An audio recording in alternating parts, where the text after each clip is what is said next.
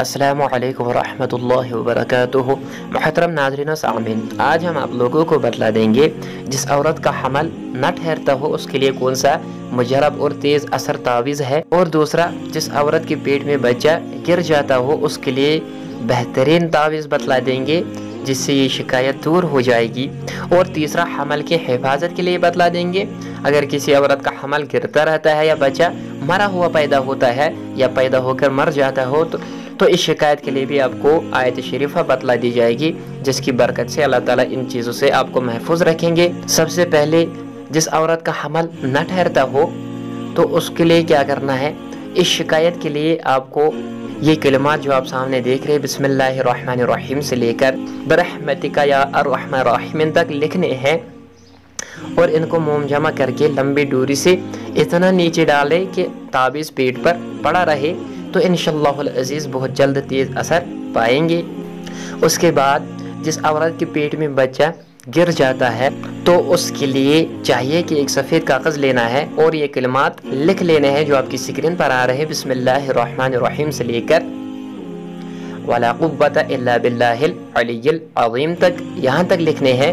और इसके बीच में जो आप देख रहे हैं फला बिनती फला, यहाँ उस औरत का नाम और उसकी वालिदा का नाम दोनों जगह डालना है। और जो आप देख रहे हैं 3 मरतबा लिखे, तो ये इबारत आपको 3 मरतबा लिखनी है, तब ये काम करेगा, वरना ये कलिमात काम नहीं करेंगे। बहुत ही मुजरब आजमाया हुआ है और इसको गले में डालना है और ये ताबीज़ रहम की जगह पड़ा रहे तो इंशाअल्लाह ताला बहुत फ़ायदा पहुँचेगा। और उसके बाद अगर किसी औरत का हमल गिरता रहता है या बच्चा मरा हुआ पैदा होता है या पैदा होकर मर जाता हो, तो इस शिकायत में एक सफ़ेद कागज़ आपको लिखना है और आयत मुबारक लिखनी है जो आप स्क्रीन पर देख रहे बिस्मिल्लाहिर्रहमानिर्रहीम से लेकर वक़ालत अजूज़ुन अक़ीम तक लिखनी है, और इसको मोम जमा करके गले में डालना है। और इसकी डोरी इतनी लंबी होनी चाहिए कि वो ताबीज़ पेट पर बंधा रहे। मसलसल जब बंधा रहेगा तो इंशाअल्लाह ताला मुकम्मल हिफाजत में रहेगी। ये तीनों चीज़ें जो आपको बतलाई दी जाएगी कलिमात आयत मुबारक बहुत ही मुजरब और आजमाई हुई है। मैंने खुद भी बहुत बार आजमाई है, बहुत ज़्यादा फ़ायदा पहुंचा है।